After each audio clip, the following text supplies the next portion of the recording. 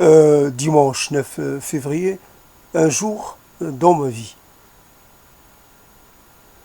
Euh, un jour dans ma vie, quelques mesures, quelques sonorités, quelques impressions, quelques petites choses qui me traversent et des choses qui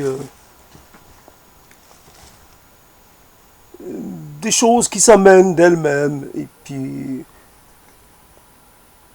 un jour dans ma vie. Un emprunt, évidemment, un titre que je viens de voir être cité. Et donc, c'est là encore une opportunité de s'installer dans quelque chose, d'utiliser les mots comme si, en fait, il y aurait une seule et même partition et on la jouerait en changeant d'instrument, en changeant peut-être même de rythme et de la façon de l'exécuter. Alors sur un mode quelquefois très long, sur un mode assez rapide, donc c'est le fond ne change pas, c'est la forme qui change. Donc un jour dans ma vie, ça pourrait ressembler à un autre propos, à une autre proposition. En tout cas, c'est une occasion pour espérer installer un petit décor, voilà, quelques éléments d'un paysage mental un peu transféré dans le monde des mots. Un jour dans ma vie, il se trouve que ce n'est pas un jour ordinaire. Ça l'est pourtant et ça ne l'est pas en même temps. D'ailleurs, qu'est-ce qui fait le sentiment de l'ordinarité d'une chose? Qu'est-ce qui fait qu'on ressent les choses comme se continuant ou se répétant ou plutôt l'inverse? Qu'est-ce qui fait qu'il y ait une chose qui fait la différence, qui nous change d'endroit, qui nous fait voyager, qui nous fait nous déplacer? Je suis là et pourtant c'est moi et pourtant ce n'est pas moi tout à fait. J'ai changé un peu, j'ai varié. Il se trouve que j'ai bénéficié d'un petit quelque chose, une étincelle, quelque chose d'énorme pour se produire. Un feu, c'est extraordinaire, mais ça a besoin d'une petite, d'une infime, infime petite, comment dire, infime petite réaction chimique. Ça a besoin de partir petit pour devenir grand et majestueux. Le feu est par définition un élément lumineux, un élément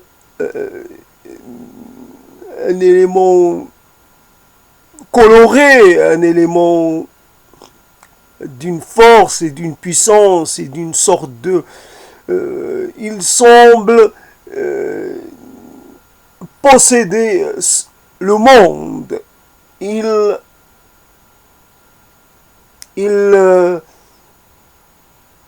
recompose le monde.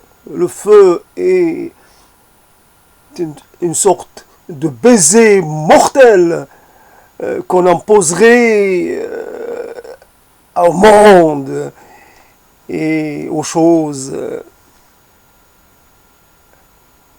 Donc, une chose comme ça, un jour dans ma vie, il ne faut pas que j'oublie le nom cette improvisation. Un jour dans ma vie, je pourrais faire appel à des mots. Tiens, il y a des mots que j'ai cessé de fréquenter. Ah, j'avais pas de contentieux, c'est uniquement parce que je ne pouvais pas y accéder de nouveau. J'avais pas de raison. C'était pas logique. Comment je peux faire tenir une sorte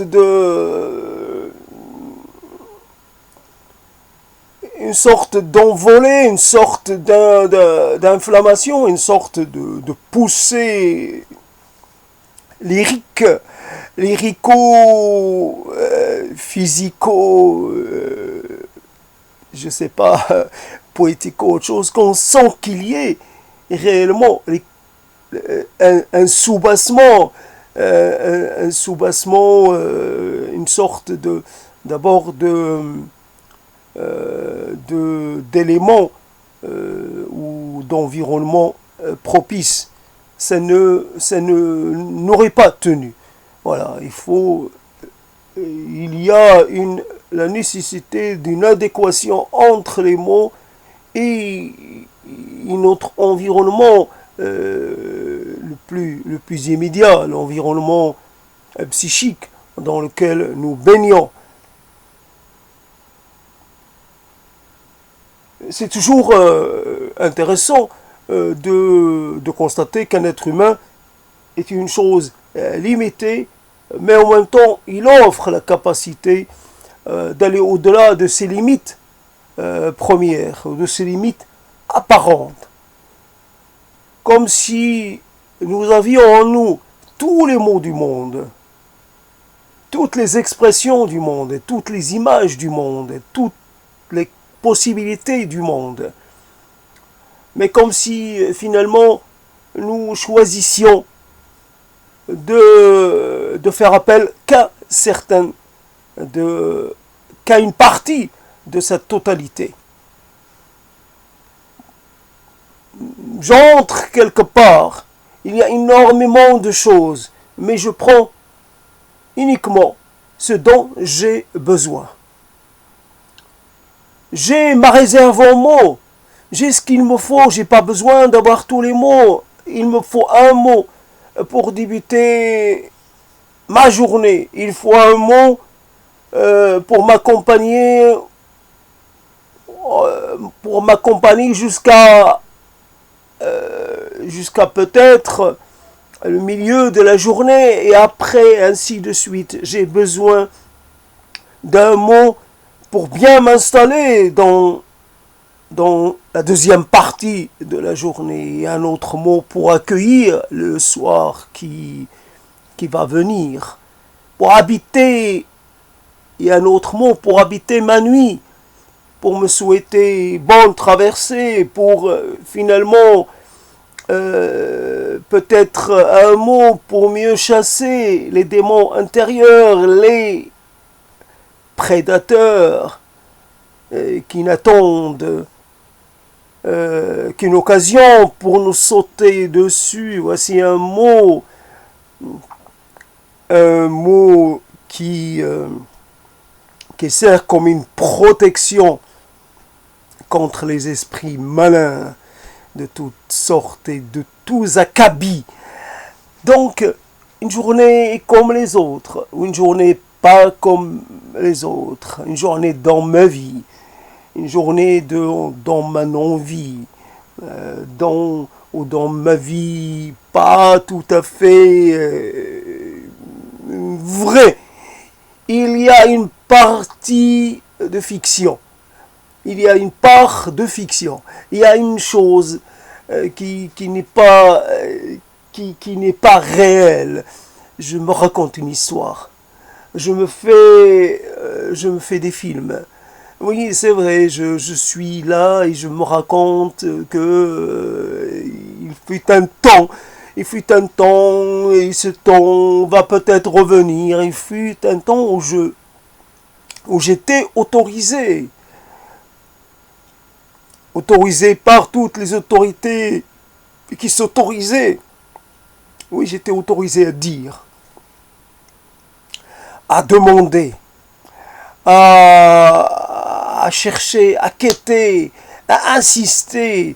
Aujourd'hui, c'est moins le cas, c'est beaucoup moins le cas.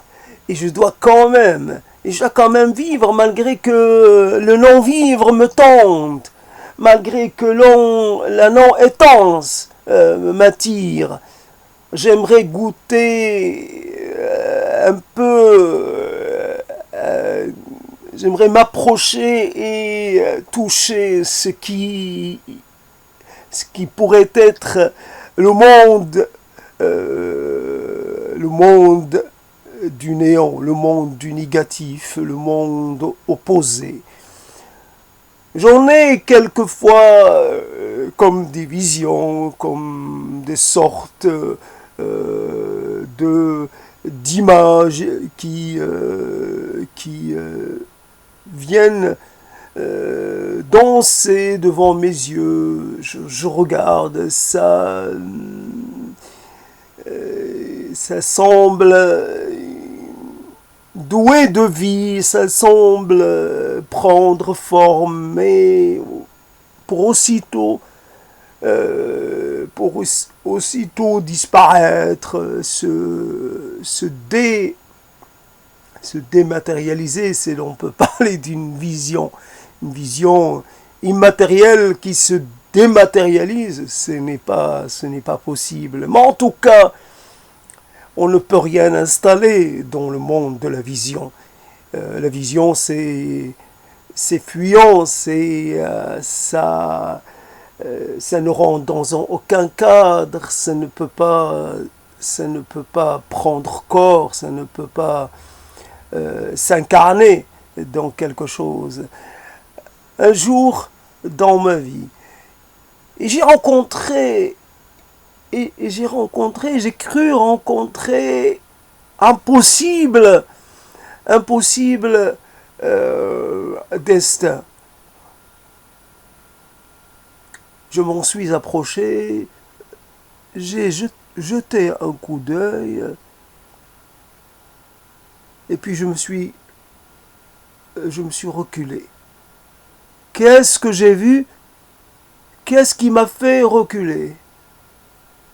Qu'est-ce qui ne m'a pas attiré?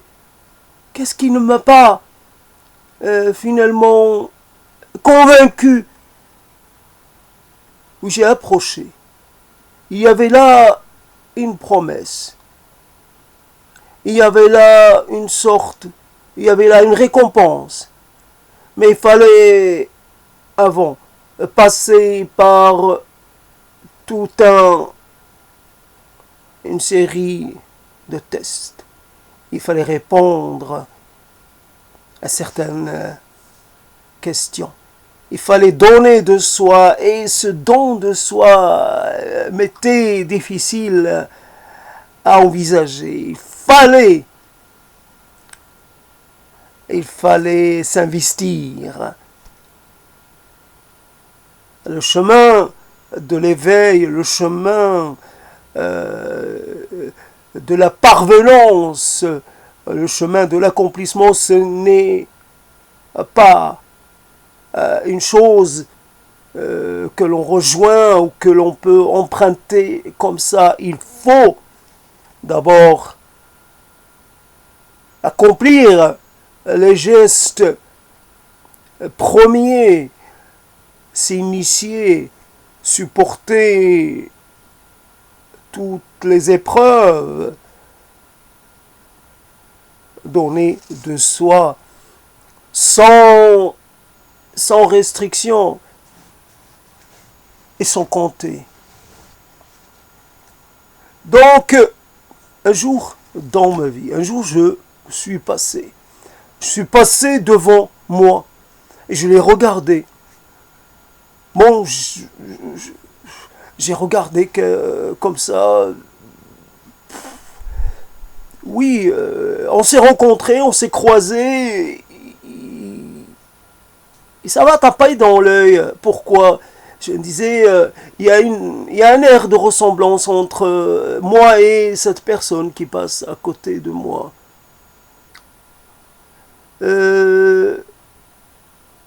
J'aurais voulu lui poser la question, mais je me suis dit, peut-être que ça n'a aucun intérêt. Pourquoi je vais m'adresser à moi pour lui poser les questions sur ce qu'il est, sur ce qu'il, où il va. Elle dit, ça m'apporterait rien du tout.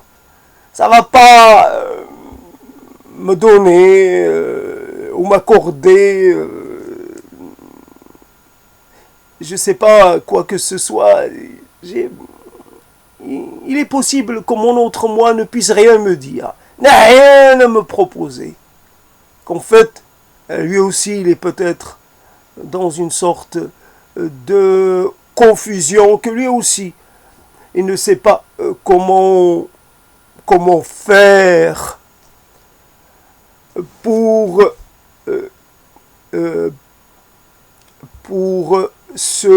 s'accorder le droit à l'existence, le droit à l'estime, le droit à la considération, le droit à la survivance.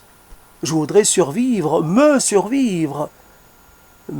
par-delà ma journée, par-delà mes instants, par-delà mes horizons. Je voudrais exister dans quelque chose d'autre. Bien sûr, j'ai attendu cela, j'ai essayé de voir cela dans le regard de l'autre. Et puis, j'ai attendu longtemps. J'ai attendu qu'il se produise un petit miracle. Mais les miracles ne sont pas de ce monde. Les miracles n'existent que dans notre imagination, que dans nos rêves, que dans cet exercice un peu hors du temps.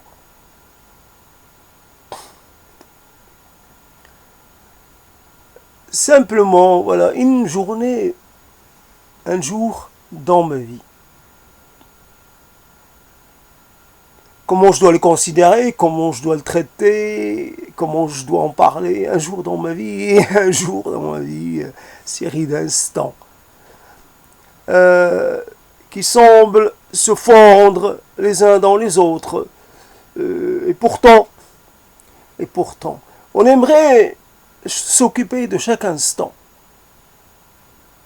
pour lui accorder l'attention qu'il mérite. Voici un instant. Cet instant, il est celui où je vais rejoindre quelqu'un, où je vais entrer en communication avec une personne. Tiens, c'est pas moi qui décide de ces affaires-là.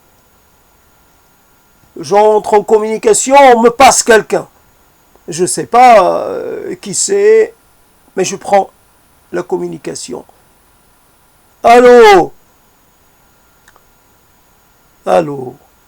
Et ça y est. J'entends une voix, j'entends un nom. Et tout me revient. Et beaucoup de choses sont là devant moi. À cet être que j'ai aimé, ou cet être que j'ai aimé détester, ou cet être que j'ai détesté sans savoir pourquoi, ou cet être que j'ai aimé sans savoir pourquoi je l'ai aimé autant, et ces choses qu'on fait sans savoir pourquoi on les fait avec une sorte de foi, une sorte d'engagement presque pathologique, presque suspect. Il y a là quelque chose qui laisse songeur. Il y a une chose qui interpelle. Voici de l'interpellation à foison, à rabord. Et voilà, donc un instant. Et le lien se rompt, bien sûr. Ça ne dure pas longtemps. Il faut pas s'attendre à une communication longue. C'est vrai, on pourrait le désirer, mais comme on ne le désire pas non plus, alors ça fait qu'il y a comme une sorte de court-circuit. Volonté et non-volonté, la chose disparaît, la chose s'efface. C'était trop pénible, c'était dur. Cela me faisait me sentir pas bien. Ce pas bien est une sensation malaisante.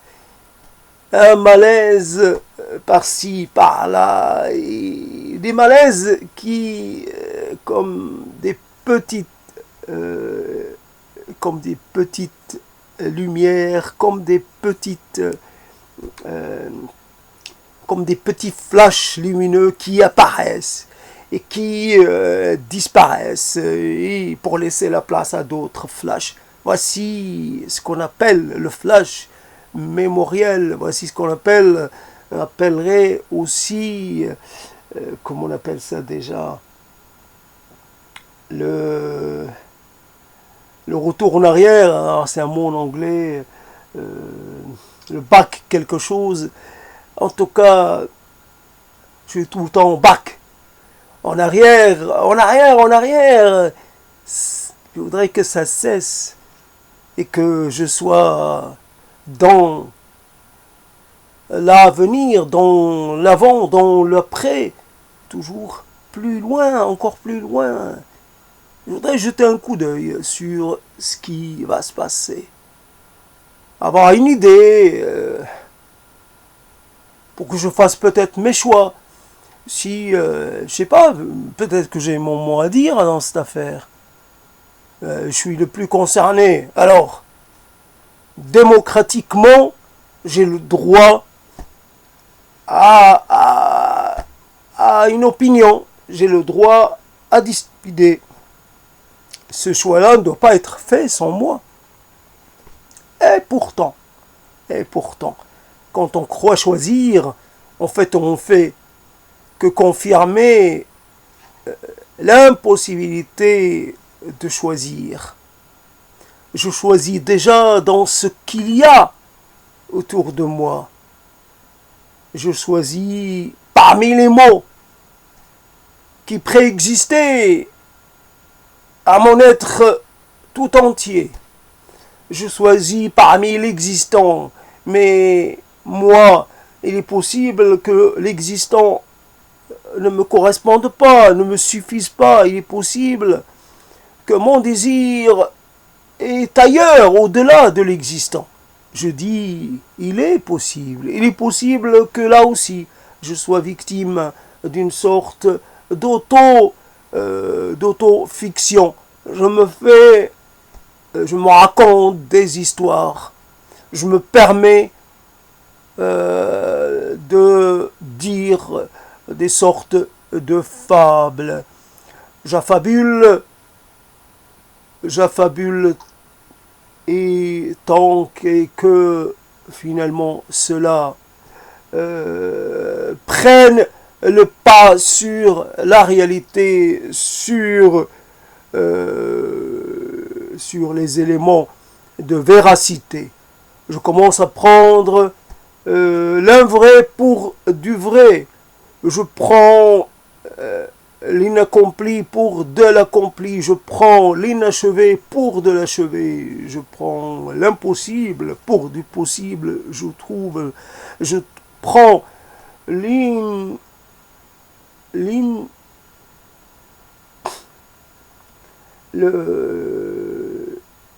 l'inanimé pour de l'animé, je prends l'inenvisageable pour de l'envisageable, j'inverse tout.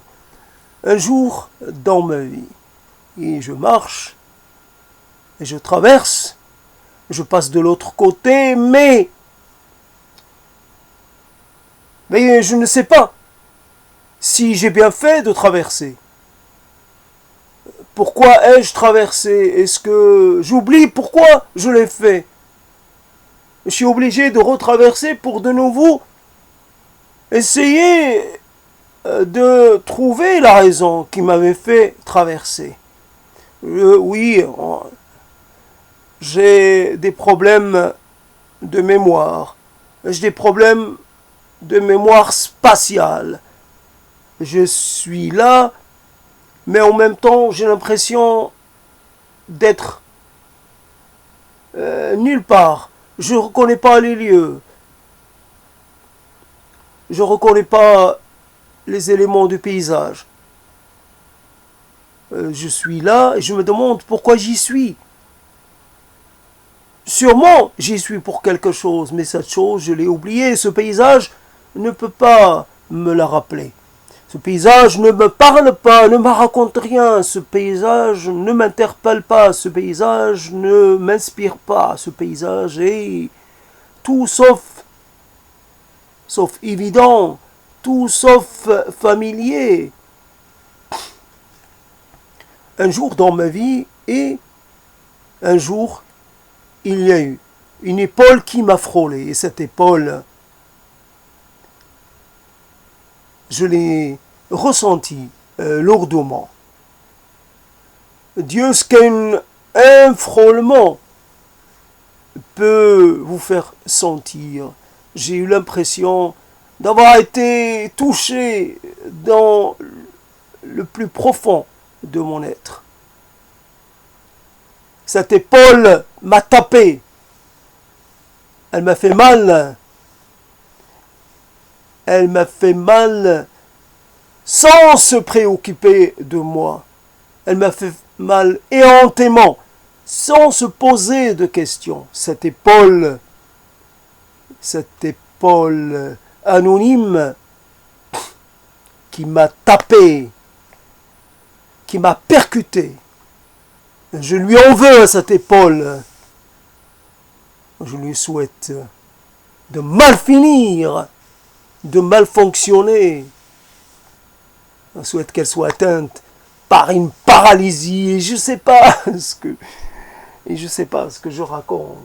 Et simplement, c'est pas toujours évident, encore une fois, de s'installer dans un propos et le temps nous joue des tours. Alors, j'approche les 1/2 heure, alors j'imaginais que je l'avais dépassé, mais c'est pas grave. L'essentiel, c'est de donner du corps à un moment. Voilà, il y a un moment, dans un exercice puéril, ça n'a pas de sens. C'est puéril, c'est enfantin, c'est un jeu, on ne peut pas y croire. Je fais cela pour le plaisir de le faire, mais je ne peux pas croire en mon propre, mon propre jeu. Je joue avec moi-même, je joue avec les vérités installées, je joue avec les mots, je les fais participer à quelque chose de totalement infondé. Une journée dans laquelle je me sens infondé à dire, infondé à proclamer, infondé à soutenir, infondé à croire, infondé à affirmer. Affirme rien. J'ai rien à affirmer d'aucune sorte. Nous sommes les mots et les mots de toutes sortes et les mots confusément parce que nous sommes une matière confuse. Parce que nous n'avons pas de destin. Parce que nous n'avons pas d'issue. Parce que nous sommes prisonniers parce que nous sommes enfermés dans toutes sortes de contingences. Nous sommes l'exemple parfait de la contingence. Simplement. Alors, un jour, dans ma vie, d'ailleurs, j'ai une vie, j'en doute, je doute. Je doute d'avoir une vie. J'ai un corps, je doute d'avoir un corps. Ce corps-là, je m'en réclame pas. Je le revendique pas, ce corps-là. Voyez-vous, ce corps-là, il est, a priori, il est tout prêt. A priori, il m'est familier. A priori, je le connais. A priori, c'est juste a priori. Après, qu'est-ce que je peux en dire? Comment pourrais-je le décrire? Comment pourrais-je le raconter? Ce corps, il ne se raconte pas. Il ne se dévoile pas. C'est un corps. C'est un corps qui n'a pas de raison d'exister. Qui est une sorte de fantasmagorie, un corps monstrueux, un corps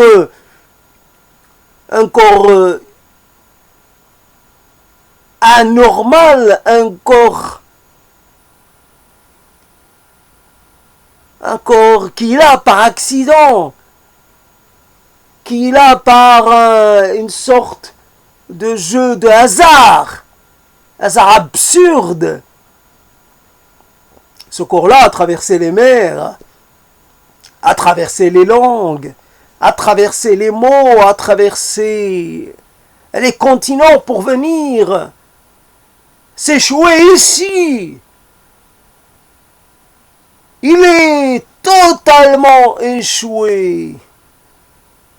Oh, cela fait longtemps qu'il se décompose. Ça fait longtemps.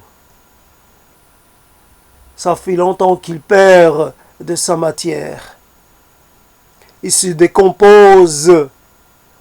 Il empeste ce corps. Il remplit l'air de ses miasmes. Ce corps est mort. Déclarez-le mort, déclarez-le fini, déclarez-le inapte. Une journée dans ma vie, et je peux crier.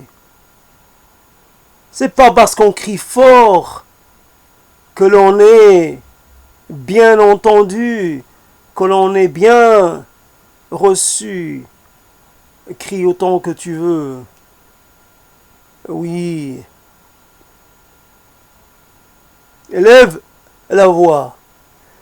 Plastronne, fanfaronne. Remplis l'espace de tes cris et de ta fureur bien fatiguée. Je t'ai connu plus furieux que ça.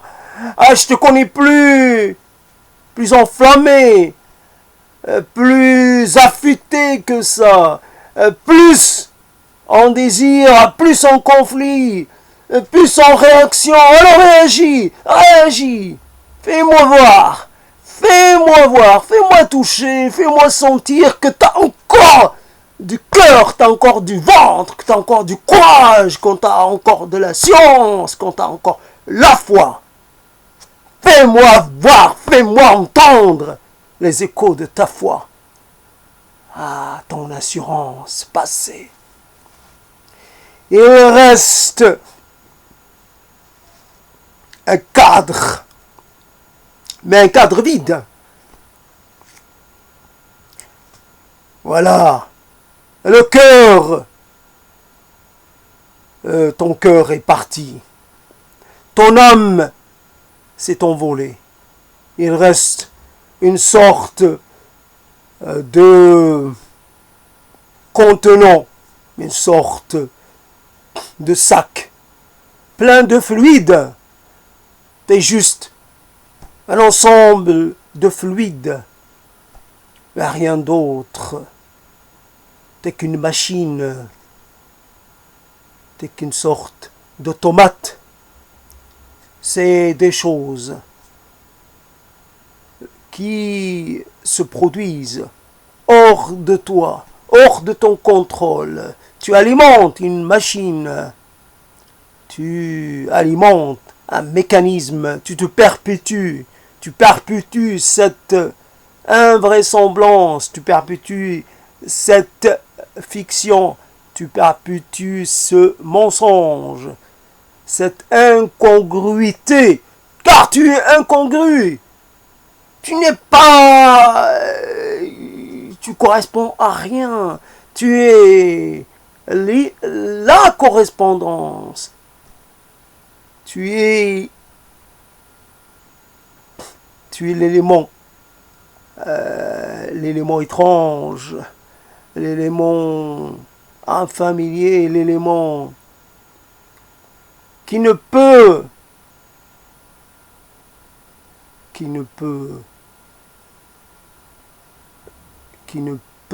faire corps avec rien.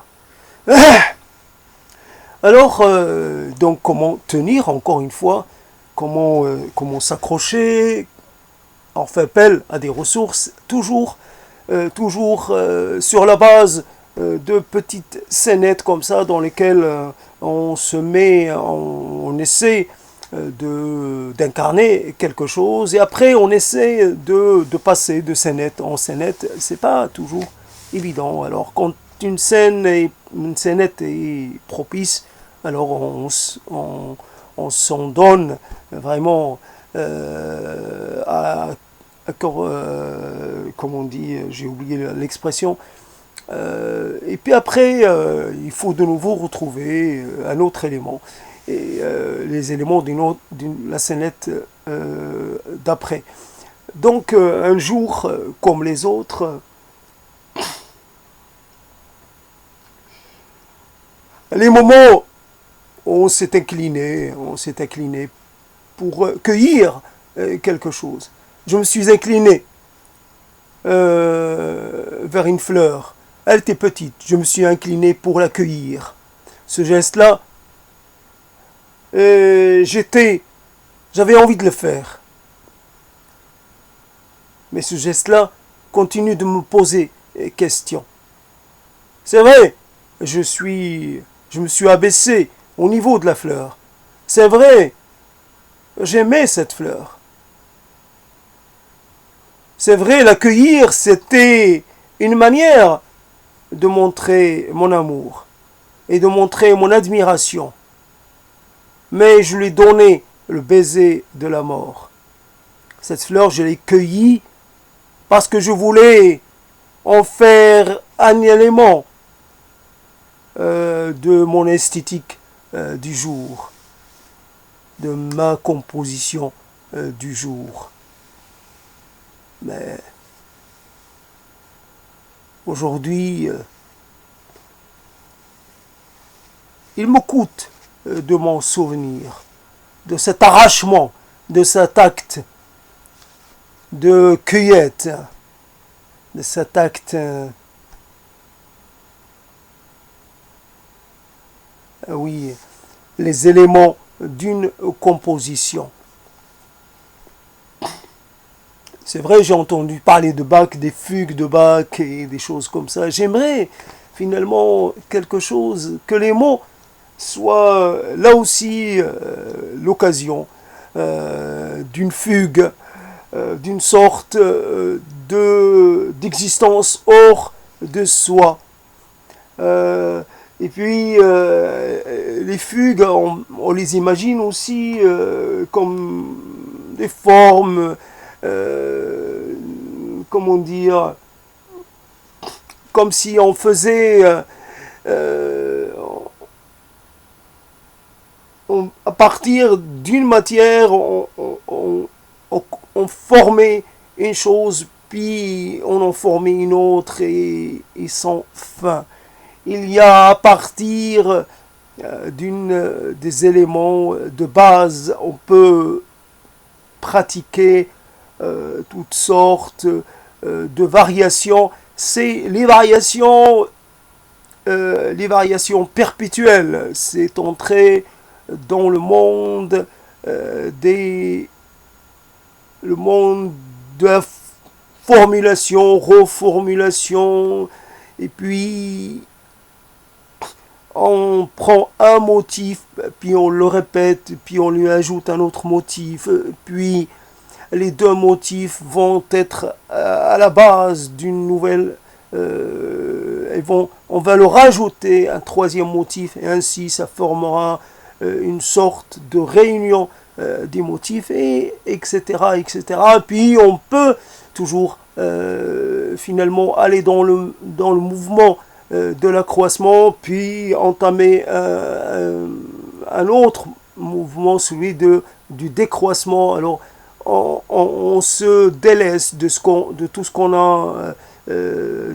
a accumulé. Alors on enlève élément par élément jusqu'à arriver finalement jusqu'à retourner dans la position du départ, qui était une position dans laquelle il y avait une sorte de vide, il y avait l'attente de quelque chose. On était sur le point de commencer. Le commencement est aussi la fin, comme la fin est aussi le commencement. Ces choses-là sont finalement composent une même figure. On ne sait jamais à quel moment une chose commence et à quel moment elle finit. Ce n'est pas possible d'identifier un aspect d'un autre, de séparer un élément d'un autre. Tout est imbriqué, tout est quelque part, tout fait corps. Et dans le corps, il y a divers éléments. Un corps agissant est composé d'éléments divers, mais qui convergent tous pour permettre à ce corps d'atteindre ses objectifs, de réaliser sa fonction. La fonction d'un mot, la fonction d'un sentiment, la fonction d'une sorte de question. La légitimité de la question, et une légitimité qui peut s'arrêter parce que n'ayant plus d'objet, n'ayant plus de raison d'être, est-ce qu'on peut prolonger la question au-delà du raisonnable? J'ai une question profonde, mais malgré le fait, malgré comment on m'ait fait comprendre qu'elle n'est pas si profonde que cela, malgré qu'on l'ait contestée, malgré qu'on l'ait délégitimée, moi je continue de croire en elle, contre toute logique, contre toute raison. Je crois en une question. Évidemment, pas toutes les questions, choisis une question. Comme j'ai un nom, j'ai une question. Voilà. Bah, ma question à moi, je ne la connais pas encore. Je ne la connais pas. En cet instant, je ne sais pas quelle est cette question. Peut-être que j'arriverai un jour à l'identifier parmi toutes les autres questions. Je dis, ah, tiens, ça c'est ma question. Comme ça, c'est moi. Ça c'est le mot qui me décrit le plus. Ça c'est mon identité. Ça c'est moi dans le temps présent et dans le temps passé et dans le temps qui peut-être va venir. On ne sait pas le temps qui vient. On ne sait pas s'il va venir. On l'attend. Mais le temps est joueur. Le temps est capricieux. Le temps est quelque part même un peu plus que cela. Le temps est un peu vicieux. Il n'est pas si... Il ne joue pas selon les mêmes règles que nous. Il se joue de nous. Et donc, on fait partie de ces objets de divertissement.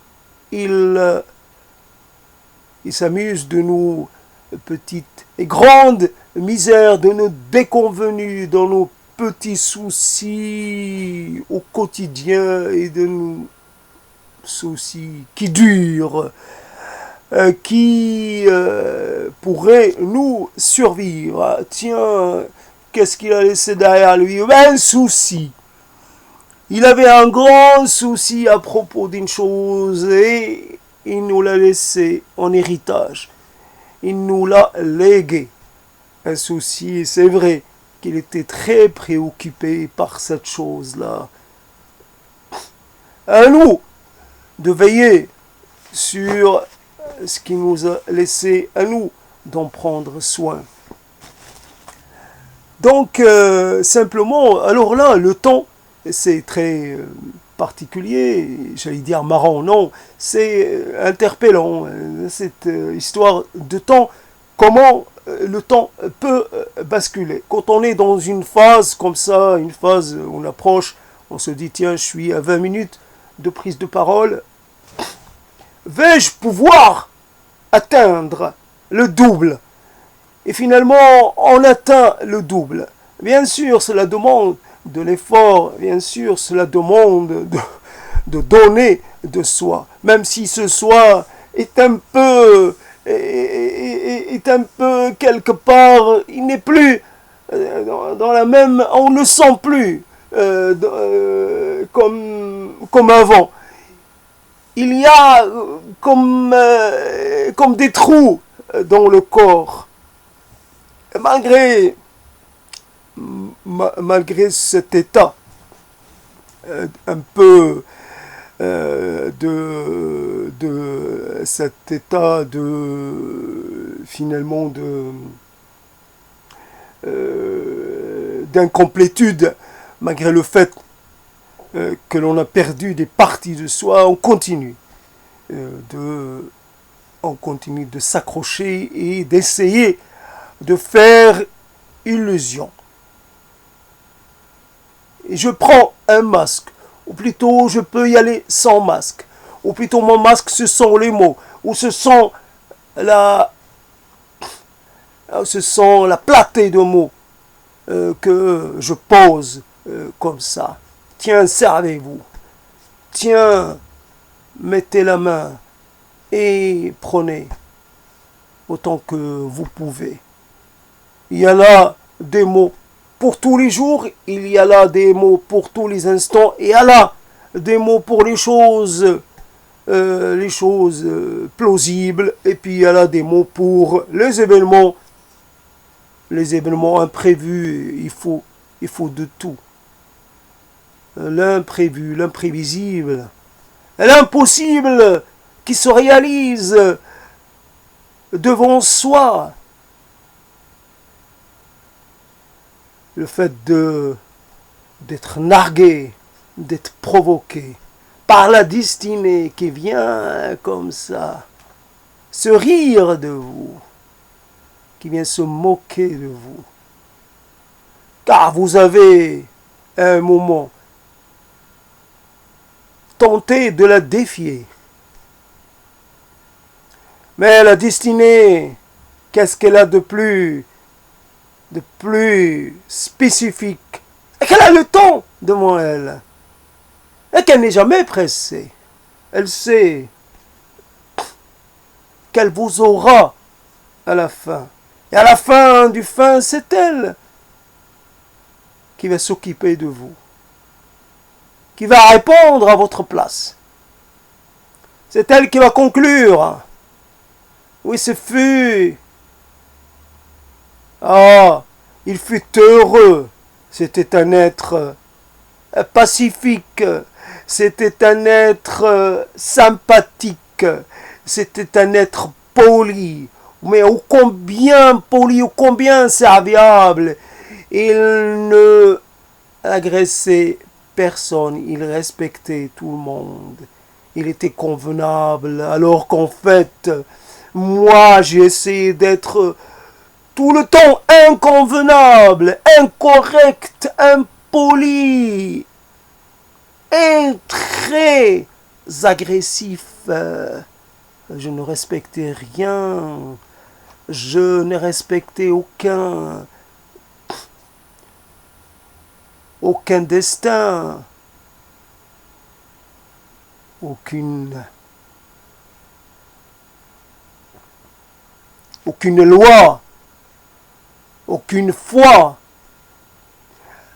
Simplement, un jour dans ma vie, et simplement le fait, j'ai la science, j'ai une science empirique de ce qu'est ma vie, de comment je la mène ou de comment je ne la mène pas, comment je me fais dessaisir de ma propre vie, comme je perds mes journées, comme je perds mes instants, comme souvent quand je me mets à croire que j'ai une sorte de pouvoir. Je nomme l'instant et je pense que je l'ai en ma propriété. Oui, c'est moi qui lui ai donné son nom. C'est moi qui l'ai nommé, mais non. Je peux donner tous les noms que je veux, mais les instants ont leur propre dénomination. Un instant, c'est indépendant de moi. Un instant, ça n'a pas besoin que je me l'approprie pour qu'il existasse. Il existe. Il existe hors de moi, malgré moi. Il existe, il me traverse. Il ne fait que venir m'effleurer et puis il s'en va. Il passe de corps en corps, il passe d'esprit en esprit, il passe de mémoire en mémoire, il passe d'âge en âge, il passe de situation en situation. L'instant se promène, l'instant voyage, l'instant est mobile, nomade. Il ne s'arrête pas. Il n'a pas de lieu précis. On ne peut le trouver. On peut le chercher, mais jamais le trouver. Jamais le rejoindre dans ses pérégrinations et dont il a le secret.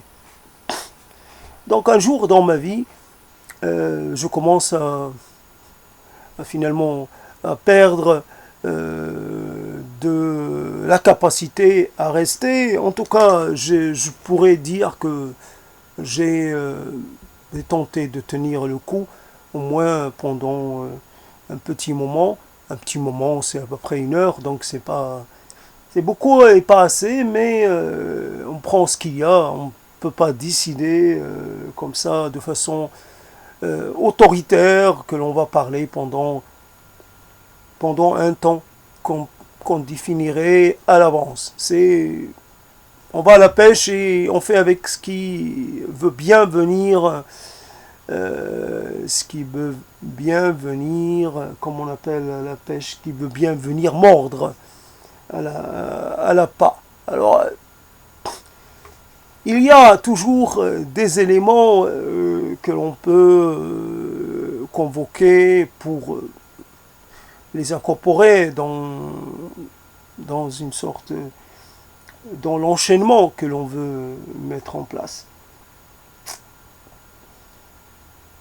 Un jour dans ma vie, voilà, comme une sorte de conscience, c'est ce qui ramène un peu dans la chose. Un jour dans ma vie, et je pourrais dire, et je te vois à mes côtés. À mes côtés, il y a toujours quelqu'un. Mais souvent, je ne sais pas lequel, je ne sais pas l'identifier. Je sens qu'il y a une présence. Cette présence est assez proche. Mais je ne sais pas de quel côté elle est. Elle est à droite, elle est à ma gauche, je ne sais rien. Peut-être qu'elle est derrière moi, peut-être qu'elle se tient au-dessus de moi, peut-être qu'elle est en train de lire ce que je suis en train d'écrire, peut-être qu'elle s'est mise en face et qu'elle est en train de me regarder. Alors, je peux penser que je suis tout le temps regardé, tout le temps observé. Mais tu es qui, toi, l'observateur invisible, toi qui me regardes, toi qui m'épie, toi qui me suis, toi peut-être. J'aimerais tant que ça soit ça, que tu sois en train de veiller sur moi. Ou pas lourdement, juste m'éviter de faire un petit écart. Peut-être de me prendre finalement pour ce que je ne suis pas. Je suis... je ne suis... Mais ça risque pas, puisque je ne sais pas ce que je suis. Donc je ne peux pas être déjà dans cette situation.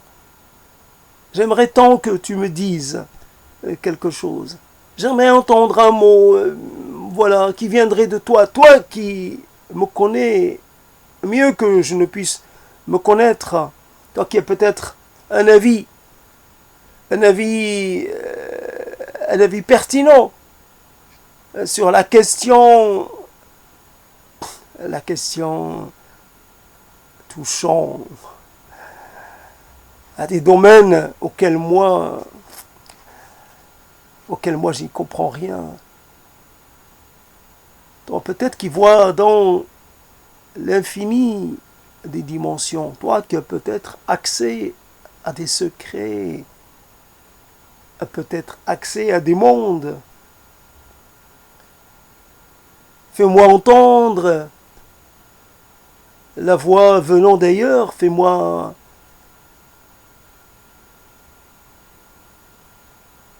sentir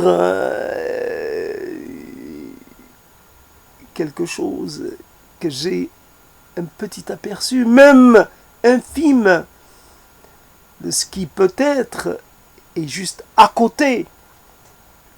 Mais à côté, mais pas avec. À côté, les choses qui sont à côté de soi et dont on n'est pas conscient. Comme quand on est dans son propre esprit et qu'en fait, il y a des choses dedans, des choses auxquelles on n'a pas accès, des souvenirs, des mots, des rêves, des manières de dire, des manières de faire, et c'est ma tête. Et pourtant, elle constitue un mystère pour moi.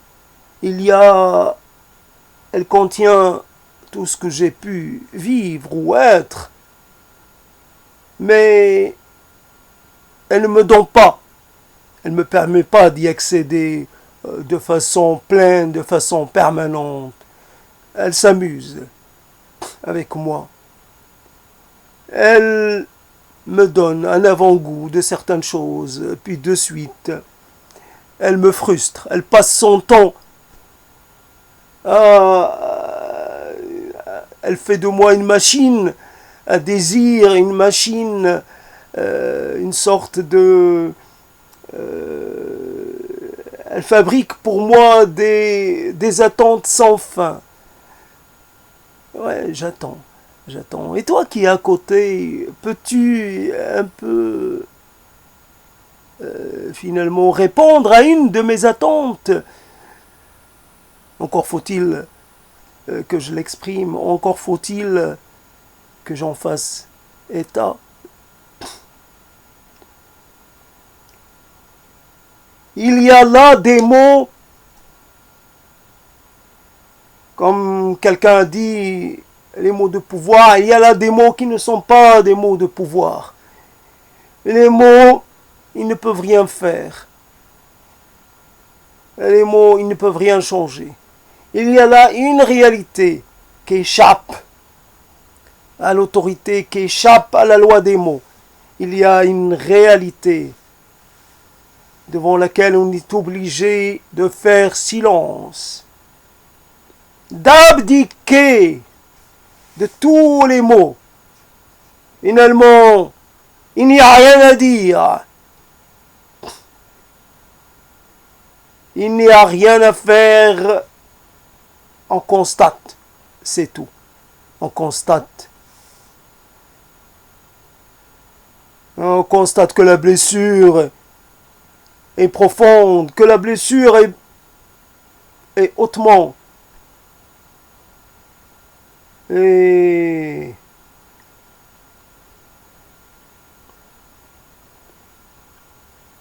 elle comporte que la blessure est mortelle. C'est trop profond. On ne peut rien faire. Ça atteint le cœur du cœur. Il suffit juste d'accompagner le blessé, le mourant, simplement. Lui permettre de s'en aller le plus paisiblement possible. Atténuer ses douleurs. Simplement. Donnez-moi de quoi atténuer mes douleurs. Voilà, plus de mots, plus de propos. La réalité de la blessure, la réalité de la mort fait que tout cela n'a plus de sens, n'a plus d'effectivité. Peux-tu me dire où je vais, moi? Peux-tu me dire où sont allés mes précieux? Peux-tu me dire où ils résident actuellement? Peux-tu me donner de leurs nouvelles? Peux-tu me faire entrer en communication avec eux? Même pour un très court instant? Peux-tu me faire entendre leur voix? Tu ne peux rien, alors laisse-moi, toi et tes mots, laisse-moi tranquille, laisse-moi mourir. C'est la seule alternative qui me reste. Je meurs l'esprit intranquille, je meurs et sur mes lèvres il y a encore 1000 questions. Il y a encore 1000 interpellations, 1000 exclamations, 1000 refus et 1000 envies de me révolter. Mais il est passé le temps de la révolte, il est passé le temps de la désobéissance, il est passé le temps de l'emportement, il est venu le temps de se laisser aller à une sorte de vie,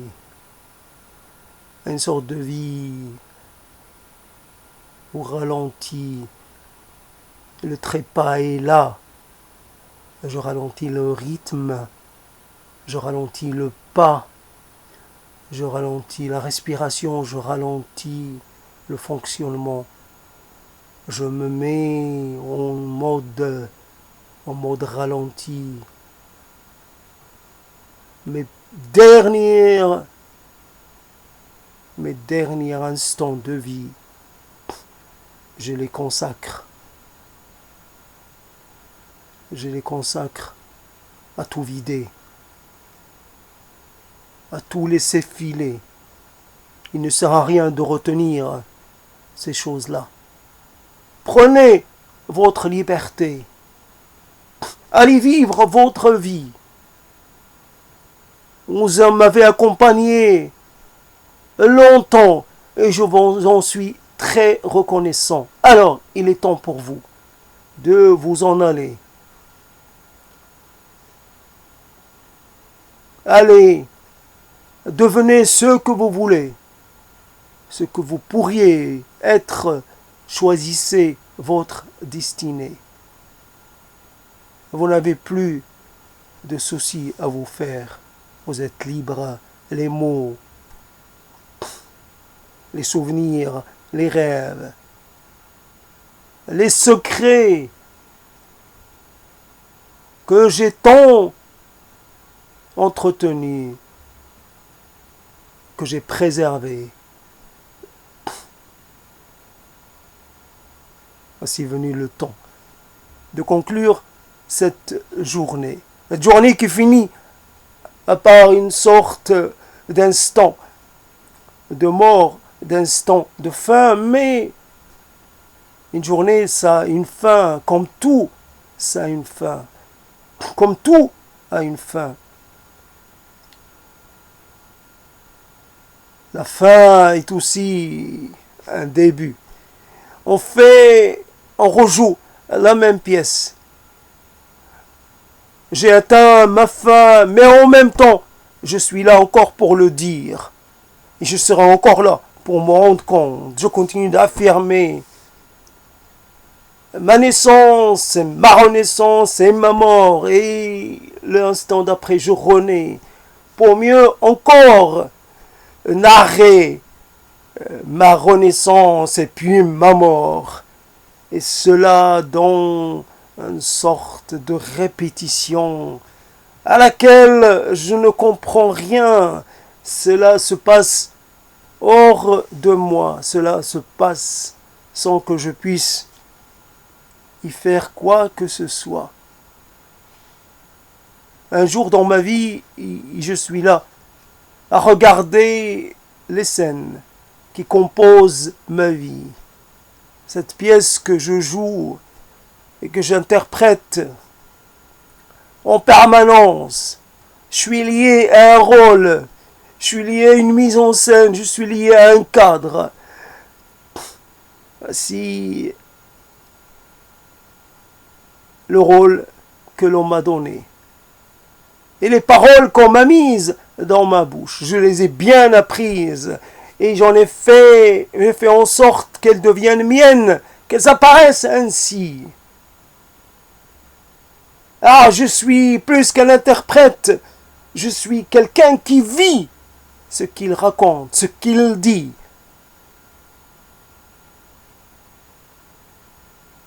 Ce qu'il déclame. Voilà. Alors déclamons,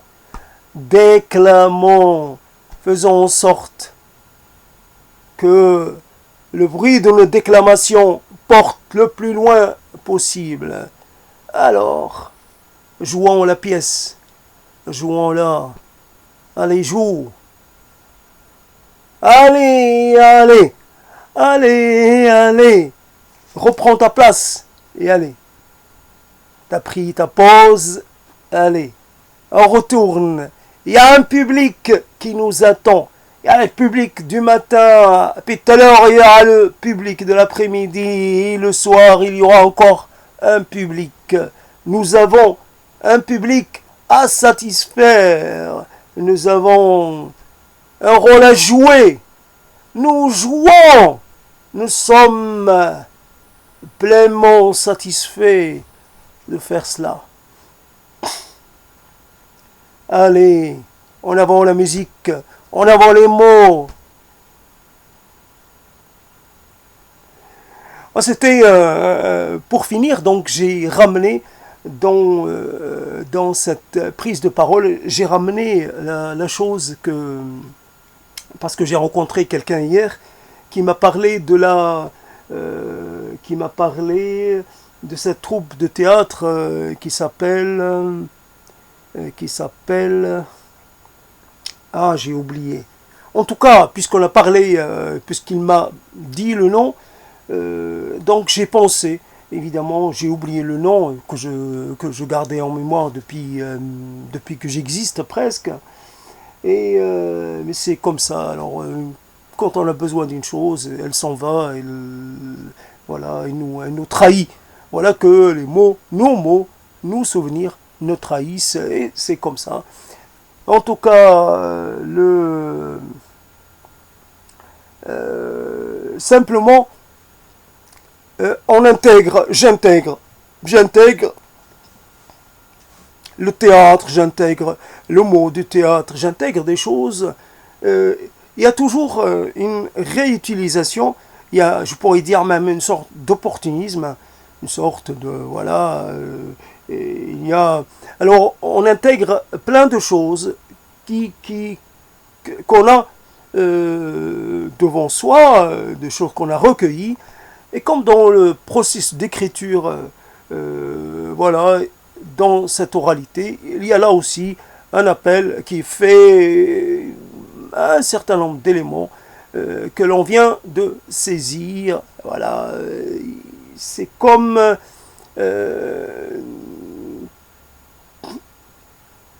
on fait le tour un peu de ce qu'on a en boîte.